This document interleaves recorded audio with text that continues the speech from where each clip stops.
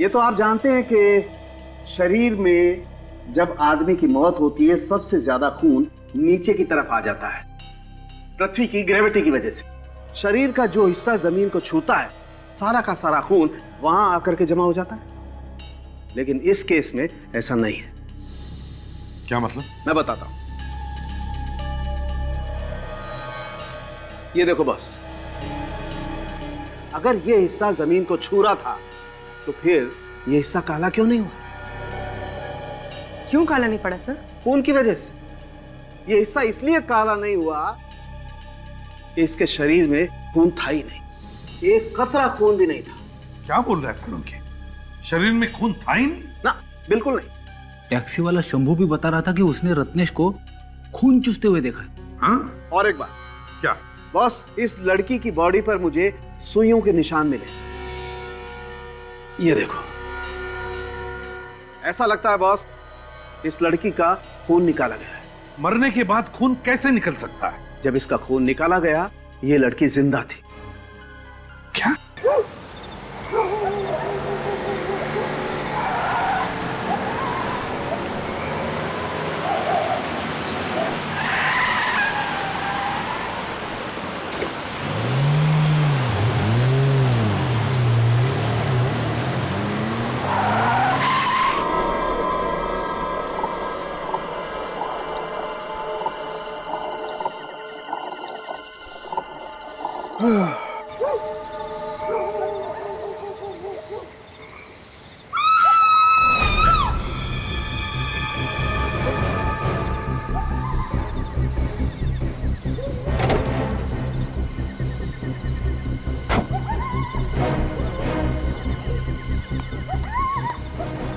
कौन चीखा? चीख तो लड़की की है।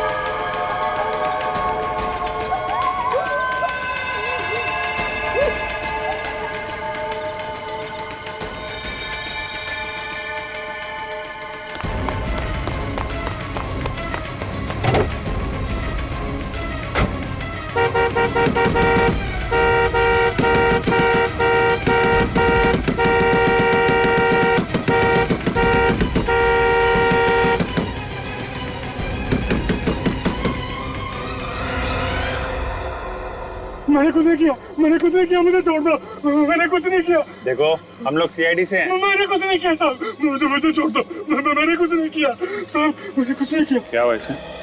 साहब 2 घंटे से हारना बजा रहे हैं। लाश कहाँ है? उस तरफ है साहब। देखो जी। निखिल, ये काफी डरा हुआ है, होश में लाओ इसे। ठीक हो जाएगा तो बातचीत करेंगे। कहाँ पे? सर उधर।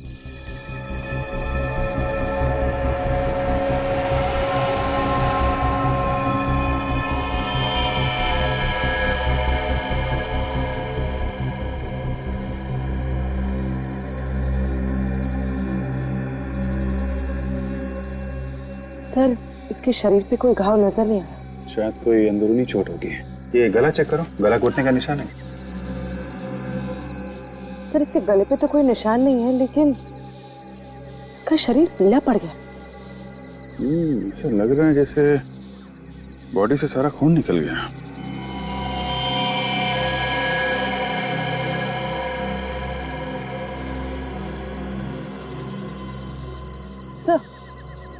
सर ये देखिए, इसके हाथ पे कुछ अजीब से निशान है। ये छोटे छोटे घाव हैं और इनमें से खून भी निकल रहा है। ना चेक करो और कुछ मिलता है। सर आसपास पूरा एरिया देखो ठीक से। क्या हुआ क्या था? तुमने क्या देखा? जी मैंने हॉर्न की आवाज़ सुनी और यहाँ आके देखा तो यहाँ ये लड़की मरी पड़ी थी।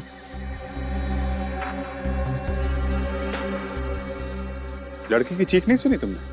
नहीं साहब। हॉर्न की आवाज सुनी और लड़की की चीख नहीं सुनी। लड़की कहीं और मरी है क्या?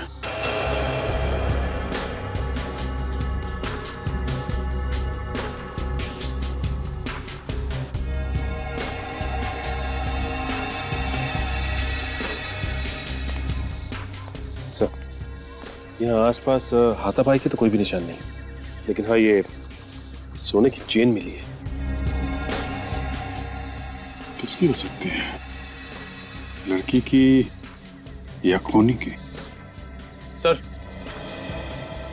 ये टैक्सी ड्राइवर होश में आ गए, सब कुछ बताने को तैयार है। बताओ क्या देखा था तुमने? एक आदमी उस लड़की के ऊपर झुका हुआ था, इसका खून पी रहा था। आदमी खून पी रहा था?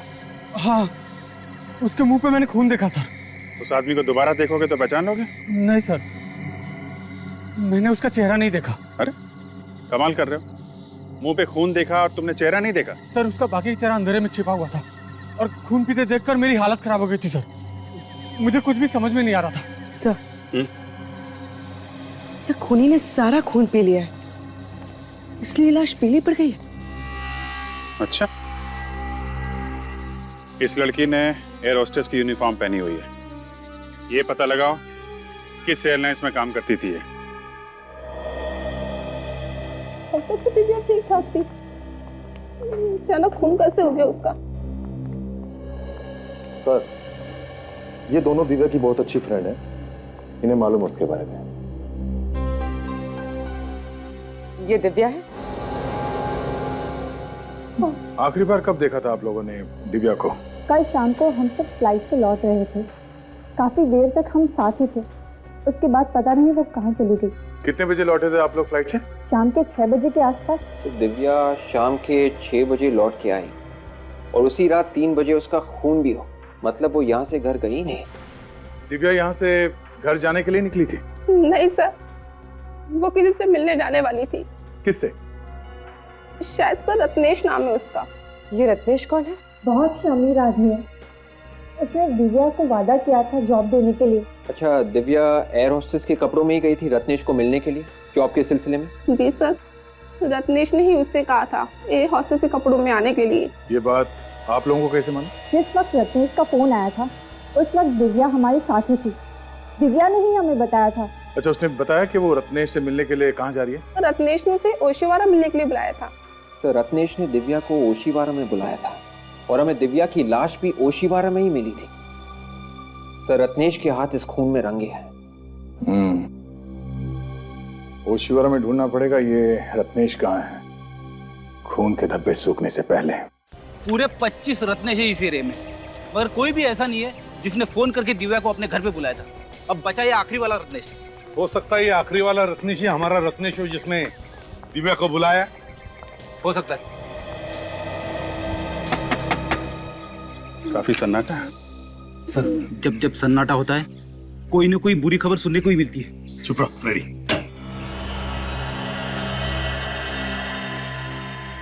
बोलिए साहब, किससे मिलना है?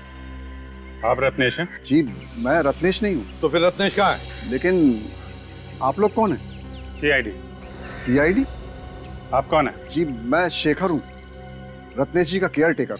तो फिर बुलाओ रत्नेश को। रत्नेश तो घर में नहीं है साहब। आप जरा ये चेन देखिए, इसे पहचानते हैं आप? ये चेन तो रत्नेश जी की है। रत्नेश की चेन है ना, तो बुलाओ रत्नेश को। लेकिन रत्नेश जी घर में नहीं है। तो गया कहाँ? पता नहीं साहब। किस बात के केयर टेकर हो तुम? हैं? तुम्हें पता नहीं रत्नेश गया कहाँ, कब आएगा? चलो हटो, घर की तलाशी लेंगे। अभिजीत, बैठ जाओ, अच्छी तरह से देखो। शेखर जी। जी। वैसे रत्नेश काम क्या करता है? काम क्या करते हैं ये तो नहीं मालूम, लेकिन राज परिवार से उनका रिश्ता है। राज परिवार? जी। अच्छा, यही रत्नेश है क्या? जी।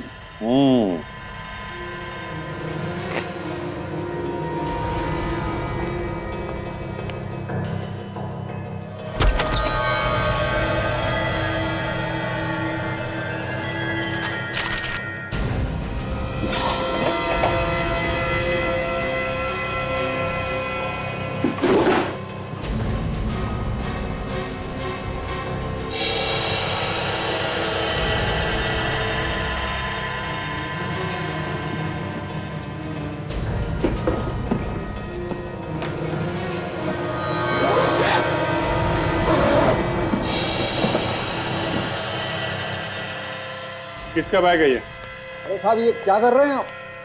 मैंने पूछा बैग किसका है? रत्नेश का है? जी शायद। देखो, चुप रहने से काम नहीं चलेगा, नहीं तो फंस जाओगे। किसका बैग है? जी मेरा है। अच्छा,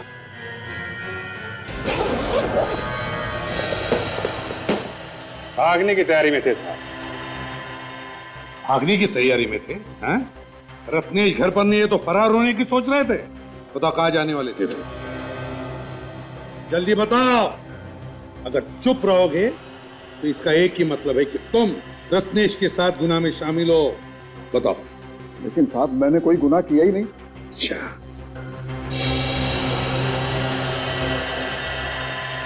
गुनाह किया ही नहीं? तो फिर ये क्या है? 50,000 रुपए, पासबुक, चेकबुक। अरे ये तो रत्नेश की पासबुक है। तो चेकबुक? ये भी रत्नेश का है। क्यों?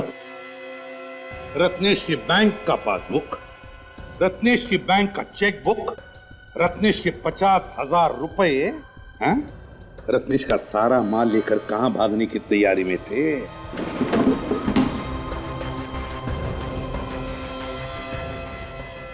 फ्रिज के अंदर कपड़े? सर इसमें तो खून लगा हुआ है। हाँ सर, बेडशीट और शर्ट मिली है, दोनों फ्रीज में छुपा के रखे हुए थे और इन पे खून लगा हुआ है। किसके कपड़े हैं ये? किसके कपड़े? जी मुझे नहीं मालूम। केयर टेकर साहब कैसे आदमी को समझ में नहीं आ रहा है। मालिक का पैसा लेके भाग रहे थे, घर में खून से सने कपड़े हैं और इनको कुछ पता नहीं है। किसकी शर्ट है? रत्नेश की शर्ट है। किसकी शर्ट है ये? किसके कपड़े हैं?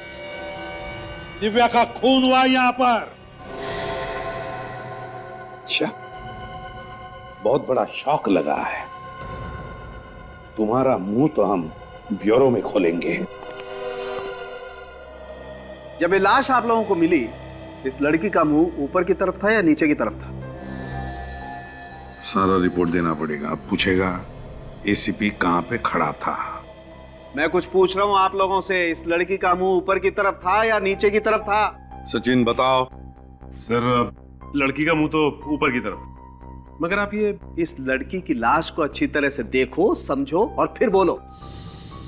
वैसे सालुंके साहब, लाश के बादशाह तो आप हैं, अब लाश के बारे में तो आप ही समझते हैं अच्छी तरह से। बस हो गया। हाँ?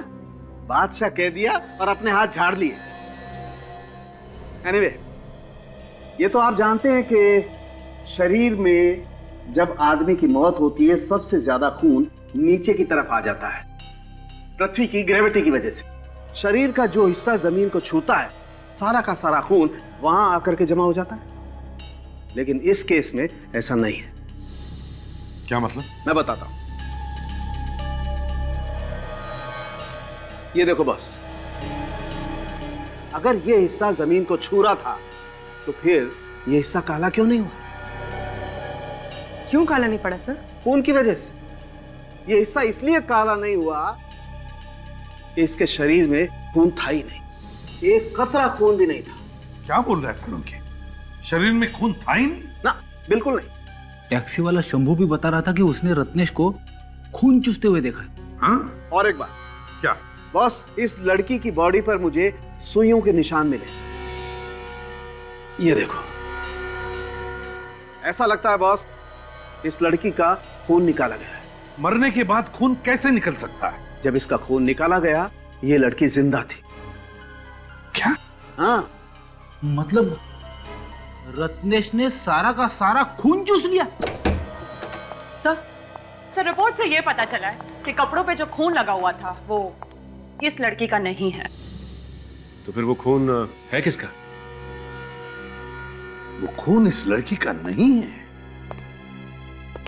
तो इसका मतलब है किसी और का भी खून किया है इस रत्नेश ने। सचिन, जरा इसके मुंह का ताला खोलो।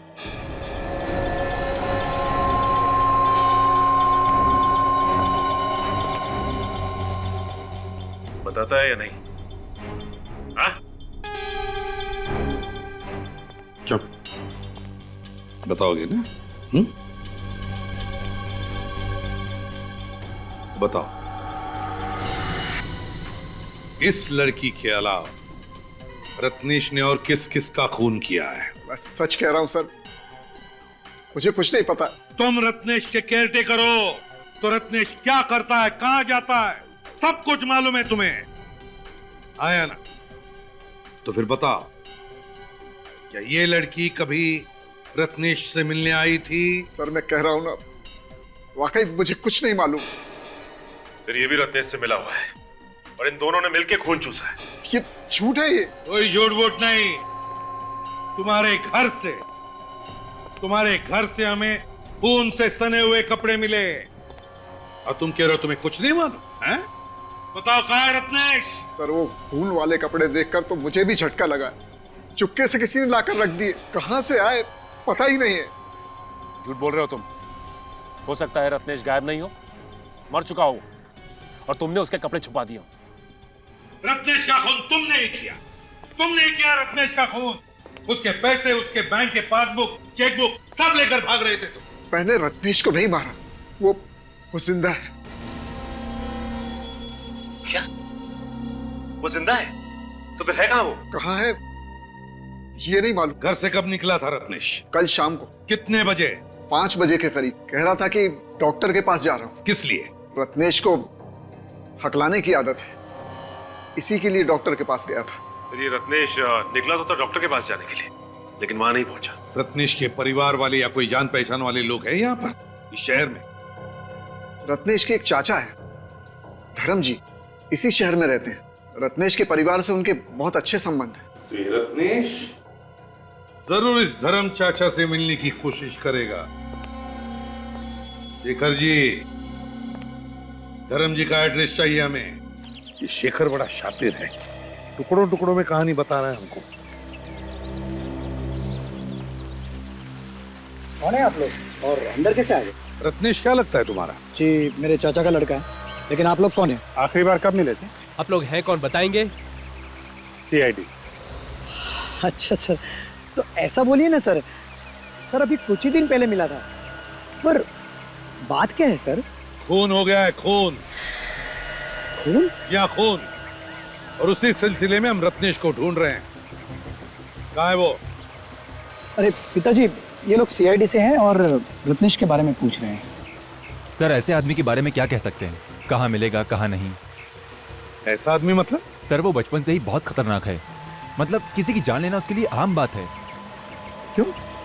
किसका खून किया है क्या उसने पहले? हाँ सर, पहले भी खून किया है। किसका खून किया है? अपने छोटे भाई का, और तब से फरार है, इसलिए उसे पुलिस पकड़ नहीं पाई है। अपने छोटे भाई का?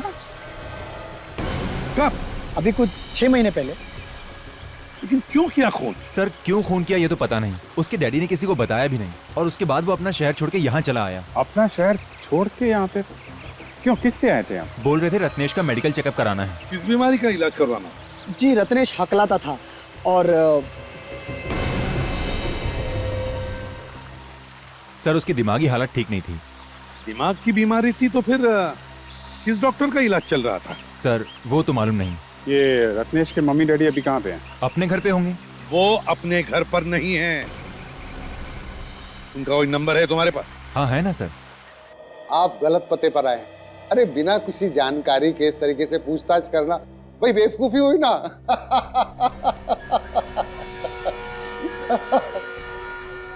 अब की बार हंसने से पहले 10 बार सोच लेना, समझा?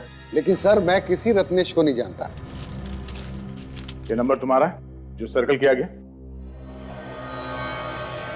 हाँ सर ये नंबर मेरे ही हैं, लेकिन आपके पास कैसे है? आ गया। जिन जिन के नंबर्स है ये, उन लोगों ने रत्नेश को फोन किया था या रत्नेश ने उनको? दिन में 10-10 बार फोन किया जाता था इस नंबर से रत्नेश को, और तुम कहते हो कि तुम रत्नेश को नहीं जानते? हाँ? इस रत्नेश ने खून किया है, समझे? अब जो कुछ भी मालूम है रत्नेश के बारे में जल्दी बताओ। रत्नेश ने फिर से खून कर दिया। फिर से का क्या मतलब? पहले भी खून किया था इसने? सर उसको मेंटल प्रॉब्लम है, उसका दिमाग खराब है सर। बस वो यहाँ पे आया था ना तुम्हारे पास चेकअप करवाने के लिए? नहीं सर, मेरे पास नहीं आया था सर, मैं सच कह रहा हूँ। इसका मतलब उसने शेखर से झूठ बोला? डॉक्टर साहब आपने कहा कि उसे दिमाग की बीमारी है। जी क्या एग्जैक्टली क्या बीमारी है उसे?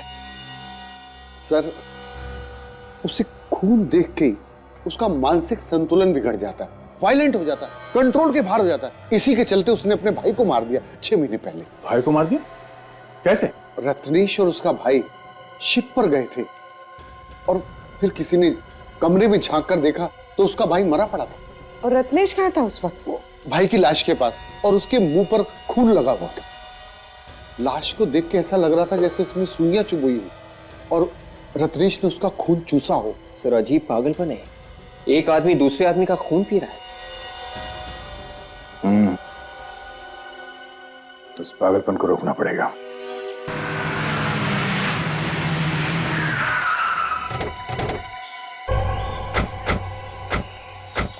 सर रत्नेश के मम्मी डैडी की फोन की लोकेशन ये जगह बता रही थी, और इसके बाद फोन बंद हो गया। मतलब इन्हें आसपास ही होना चाहिए। अब अगर इतने सुनसान इलाके में वो लोग कर क्या रहे होंगे यहाँ पे?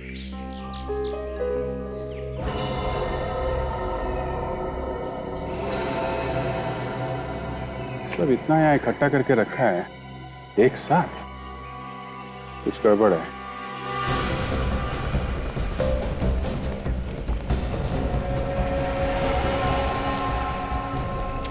तो कार छुपा के रखी हुई है। काम करो, सब झाड़ियां वगैरह हटा लो।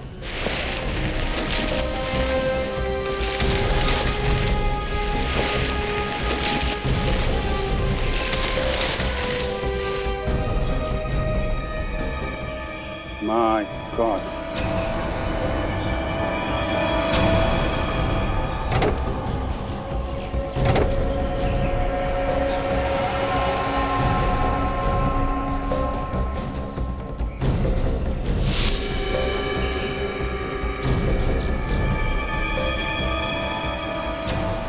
ऐसा लगता है ये दोनों रत्नेश के माता पिता हैं। कपड़ों और ज्वेलरी से तो ऐसा ही लग रहा है। हो सकता है, ऐसा लगता है 2-3 दिन पहले मौत हुई है इनकी। एक काम करो, कार में जितने भी फिंगरप्रिंट्स है सब उठा लो और कार के नंबर से पता लगाओ किसकी कार है ये।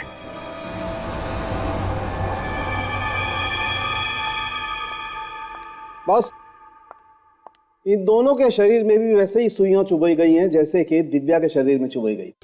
और सर ये बेडशीट पे और शर्ट पे जो खून लगा हुआ है वो इन लोगों का है। मतलब सर इस रत्नेश ने अपनी दिमागी बीमारी के चक्कर में अपने माँ बाप का खून कर दिया, और इन दोनों का भी वैसे ही खून चूसा गया है जैसे दिव्या का खून चूसा गया। ये तुम क्या बोल रहा है सालुंखी?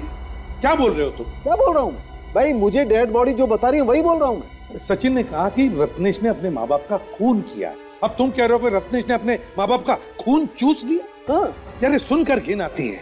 ये कैसे हो सकता है? अरे नहीं यार सालुंखी, कोई अपने माँ बाप का खून चूस सकता है? अपने माँ बाप का? देखो बॉस, तुम मुझसे ज्यादा एक्सपीरियंस्ड हो, तुम्हें मालूम है कई बार खूनी के दिमाग में कैसे कैसे फितूर होते हैं, कैसे कैसे कीड़े कुल बुलाते हैं उनके दिमाग में, मालूम है तुम्हें ना? फिर भी सालुंखी ऐसे नहीं हो सकता। नहीं हो सकता ऐसा। एक काम करो, इस शेखर को फिर से ब्यूरो लेकर आओ, गर्दन पकड़ते उसकी, पता चलेगा ये रत्नेश है कहां पर। सर ये क्या हो सकता है?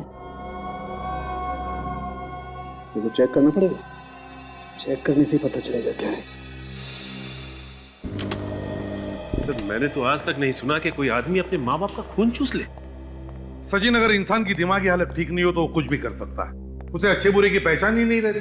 सर ये रहा शेखर। शेखर बाबू, रत्नेश के माता पिता के बारे में तुम जानते थे ना? जानते थे या नहीं?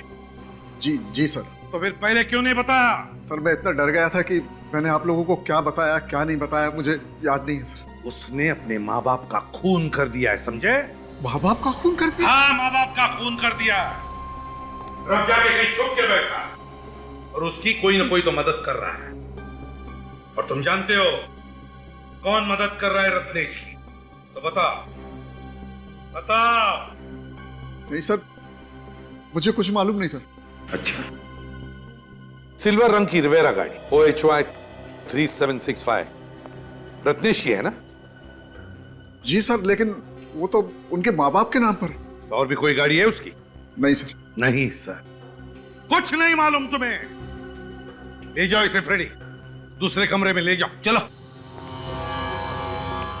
सचिन, अगर रत्नेश के पास सिर्फ एक ही गाड़ी थी और उस गाड़ी में उसने अपने माता पिता को मारकर उनकी बॉडी डाल दी, तो फिर वो किसी दूसरी गाड़ी से भागा होगा ना, किसी टैक्सी वैक्सी से। एक काम करो, उसके फोटोज के 100-150 कॉपीज बनवाओ और सारे टैक्सी वालों को दे दो और उनसे कहो कि अगर किसी ने इसे देखा है या किसी की टैक्सी में ये बैठा है तो तुरंत हमें इन्फॉर्म करें। हैं? अबे सर जब से रत्नेश भागा है तब से उसका मोबाइल फोन बंद है। ये रत्नेश के फोन रिकॉर्ड्स है ना वे?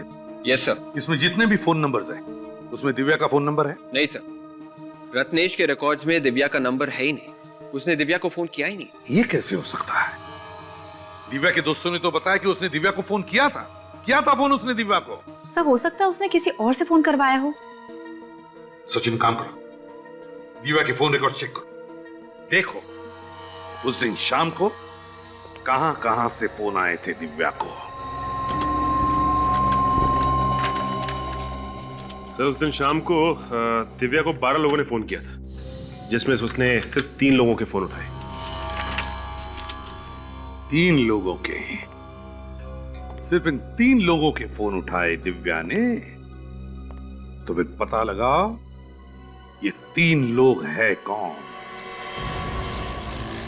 1282749 नंबर तुम्हारा है? हाँ मेरा ही है, पर तुम कौन हो? CID से। घबराओ नहीं, बस इतना बताओ कि दिव्या को जानती हो? हाँ सर जानती हूँ, मालकिन है मेरी। अच्छा, कल शाम को तुमने दिव्या को 6 बजे फोन किया था क्या? फोन तो रोज ही करना पड़ता है उन्हें। क्यों? ये पूछने के लिए कि शाम को घर आ रही है कि नहीं, खाना बनाना पड़ता है मुझे। ठीक है, आप जा सकती हैं। अरे सुनो भाई साहब। हाँ सर, फोन किया था मैंने दिव्या जी को। क्यों, क्या काम? सर मेरा काम इंश्योरेंस का है, मैं लोगों को फोन करके पॉलिसी के बारे में बताता हूँ। पॉलिसी के लिए ही फोन किया था मैंने। ओह, तो तुमने मिलने के लिए फोन करके बुलाया था उसे? हाँ जी बुलाया था, पर वो मिलने आई नहीं। समीर। हाँ जी बोलिए। A127292738 आप ही का नंबर है ना? हाँ जी नंबर तो मेरा ही है। क्या हुआ? तुमने कल किसी दिव्या नाम की लड़की को फोन किया था? कौन दिव्या? मैं किसी दिव्या को नहीं जानता। वैसे आप लोग कौन है? CID। CID? क्या हुआ सर? अरे तुम तो अभी से घबराने लगे। अभी तो बहुत सारे सवालों का जवाब देना है तुम्हें। चलो। सर जब मैंने कॉल किया ही नहीं है तो मैं कैसे कह दूं कि मैंने कॉल किया है? तुम्हारे मोबाइल फोन से कोई और कॉल कर सकता है? सर ये कैसे हो सकता है सर? नहीं हो सकता ना। ये सेल नंबर तुम्हारा है? जी। ये दिव्या के फोन की कॉल लिस्ट है। इसका मतलब है दिव्या को कॉल तुमने किया था। सर ये कैसे हो गया सर? मैंने तो कॉल किया ही नहीं। देखो समीर, जब तक तुम सच नहीं बोलोगे CID से तुम्हारा पीछा नहीं छूटेगा, समझे? सर मैं सच ही बोल रहा हूँ। सर आजकल फोन हैकिंग इतनी बढ़ गई है, मैंने तो यहाँ तक सुना है कि कोई भी किसी के फोन के अंदर घुस सकता है, कॉल कर सकता है, मैसेज कर सकता है। सुना तो हमने भी, और इसके बारे में हम लोग बाद में देखेंगे। पहले ये बताओ कि तुमने अपना मोबाइल फोन किसी और को दिया था? नहीं सर। सोच के बताओ, याद करो, खून का मामला है ये। खून?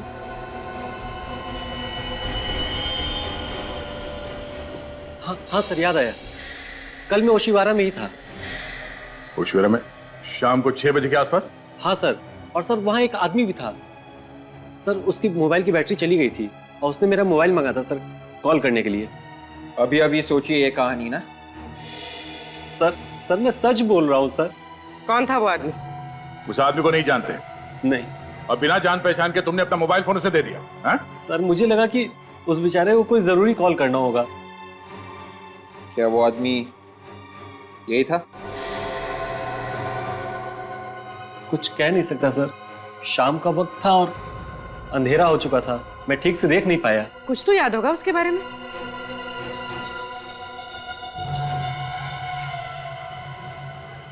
हाँ सर, याद आया सर, वो हकला के बोल रहा था।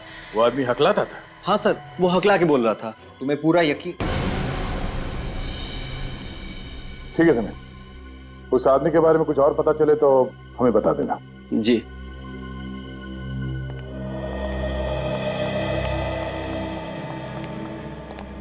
सर हमें उसे ऐसे ही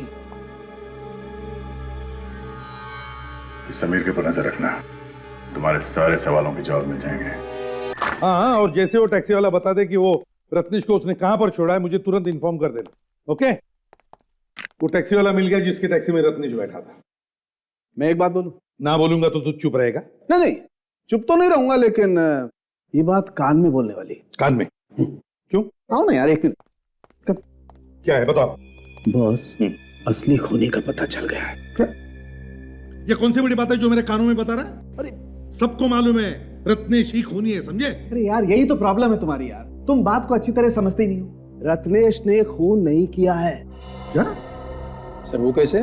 बॉस, इन दोनों का खून किसी आदमी या औरत ने नहीं चूसा है।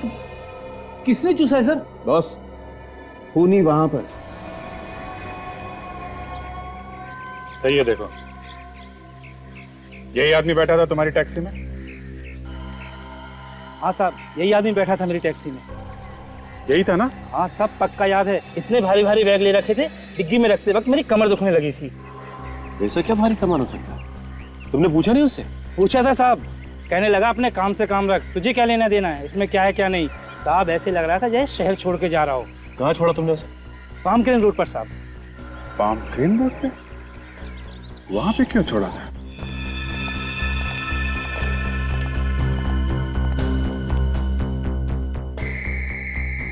ये देखो, लीचेस से किए गए ये खून? बिल्कुल, इन लीचेस से खून हुआ है बॉस। यार सारुंखे, एक जोंक इतना सारा खून कैसे चूस सकती है जिससे कोई मर जाए? बॉस, एक जोंक तो इतना खून नहीं चूस सकती है, लेकिन 400 जोंक तो इतना खून चूस सकती है कि इंसान मर जाए। 400 जोंक? यार सारुंखे, जोंक लगने पर वो अपने आप को बचाने की कोशिश तो करेगा ना? लाशों को देख करके ऐसा लगता नहीं है कि इन्होंने अपने आप को बचाने की कोशिश की होगी। तो तुम्हारे कहने का मतलब है कि इन्हें पहले बेहोश किया गया होगा, हाँ, और फिर जोंक लगाई? बिल्कुल। बड़ी अजीब बात है ना सारुंखे, कि एक आदमी जिसे दिमाग की बीमारी है, क्या वो इतनी सारी प्लानिंग कर सकता है?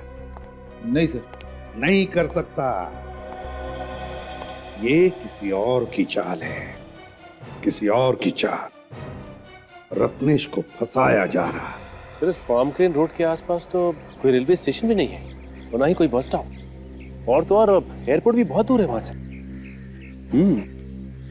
अच्छा, तुम्हारी टैक्सी में बैठते वक्त या उतरते वक्त कुछ बात कर रहा था क्या?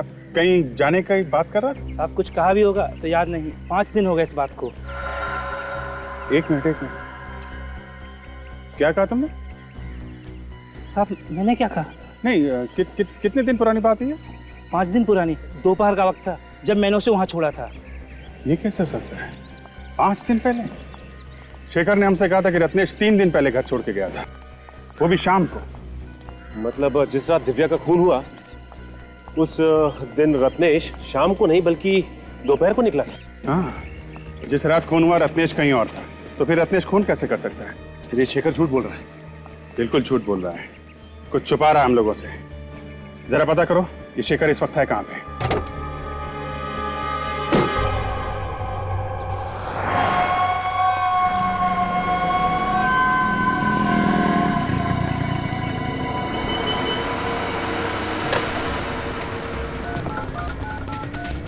हेलो,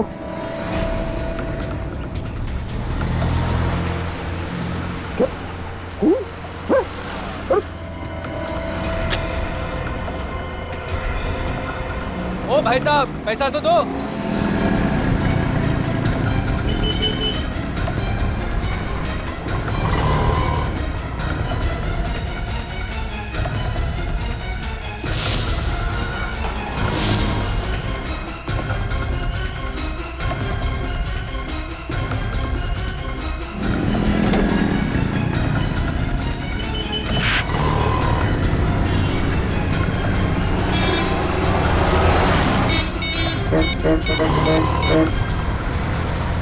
हाँ सर, हाँ सर। सर शेखर भी बाहर निकल के टैक्सी लेके कहीं निकला है सर। सर कहाँ निकला ये तो पता नहीं चल पाया सर। सर पर घबराया बहुत हुआ है सर वो। हाँ सर, हाँ सर। सर मैं टैक्सी ले रहा हूँ सर। टैक्सी।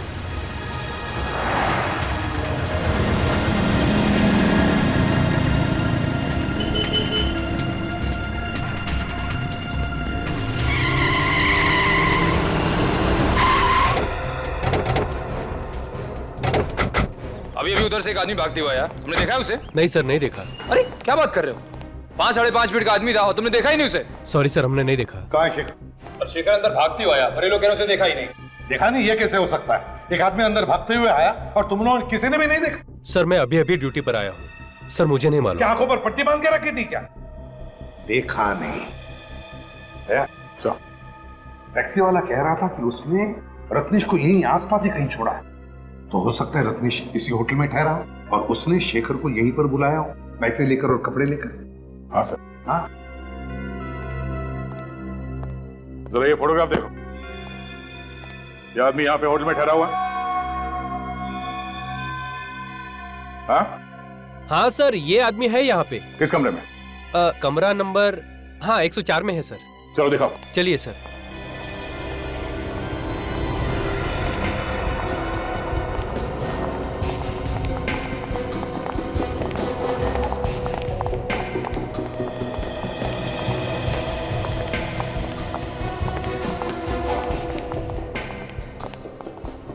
एक 104। हाँ सर, इसी कमरे में है सर। तुम यहीं पे रुको। Okay sir. अंदर कोई है कि नहीं सर? अगर बाहर जाता तो कोई तो देखता उसे। निखिल तुम यहीं पर रुको। हैं? देखो कहीं वो बाहर नहीं। तोड़ दो दरवाजा। प्लीज।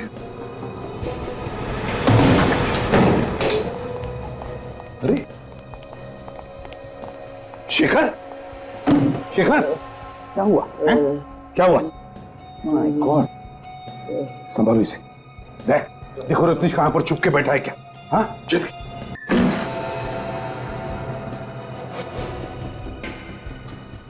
बोलो बोलो, रत्नेश का है?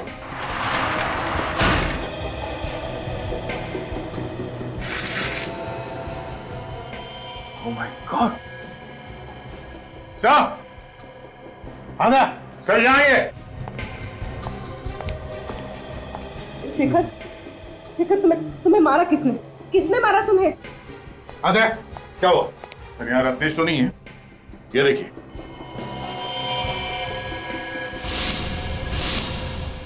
माय गॉड, इतने सारे जोक लीचेस, अरे आए कहां से?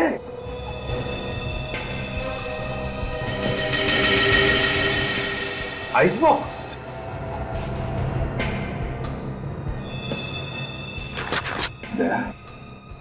समझ गया खूनी कौन है। कौन है सर? चेहरा देखा था उसका? नहीं नहीं, उसने मास्क पहना हुआ था, उसकी जान खतरे में है। निखिल, शेखर सच बोल रहा है, खूनी कोई और ही है। हॉस्पिटल ले जाओ जल्दी। अगर खूनी रत्नेश को मारने के लिए यहाँ से ले गया तो रत्नेश ने हल्ला क्यों नहीं मचाया? वो चुपचाप चला क्यों गया? यार रत्नेश कहीं नहीं गया है, वो छुप कर बैठा है इसी होटल में, ढूंढते हैं उसे। यहाँ पे ऐसे कोई जगह है जहाँ पर कोई जाता नहीं? हाँ सर, वहाँ पे एक बेसमेंट है, वहाँ पर कोई आता जाता नहीं है सर। चलिए जल्दी आइए सर।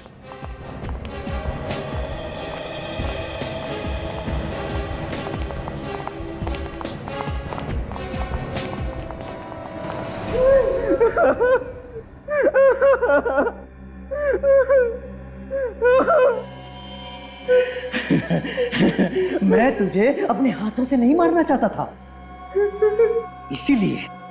इसीलिए मैं प्लानिंग करके तुझे फंसाता था ताकि तू जेल जाए और कानून तुझे फांसी के तख्ते पर लटका दे। कोई नहीं है ना रूम में? सर अभी तो कमरा खाली पड़ा हुआ है। खूनी ने रत्नेश को उसी कमरे में छुपा के रखा होगा। अफसोस के तेरी मौत मेरे ही हाथों लिखी है। मुझे छोड़ किसी से नहीं कहूंगा, दूर चला जाऊंगा हमेशा के लिए, मुंह नहीं दिखाऊंगा। तेरा मुंह तो मैं बंद करूंगा हमेशा हमेशा के लिए। लोग तो तुझे ही खूनी समझते हैं ना। तेरी मौत के बाद अब ये शक यकीन में बदल जाएगा। उन्हें तो यही लगेगा कि इतनी सारी मौत का भार तू झेल नहीं पाया, इसलिए आत्महत्या कर ली।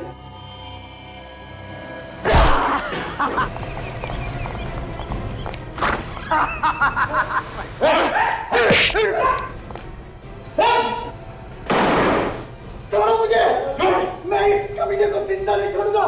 छोड़ो मुझे, जल्दी।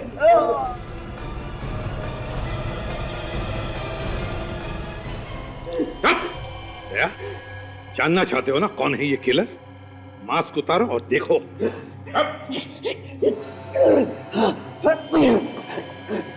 जिंदा नहीं छोड़ेगा। हाँ?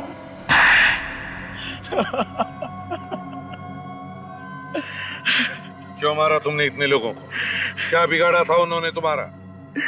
सर, किसी ने मेरा कुछ नहीं बिगाड़ा था, बस रत्नेश को फंसाने के लिए मैंने ये सारे खून किए। रत्नेश को क्यों फंसाना चाहते थे तुम? क्योंकि सर, रत्नेश मेरा सौतेला भाई है। मेरी माँ के मर जाने के बाद मेरे पापा ने दूसरी शादी कर ली।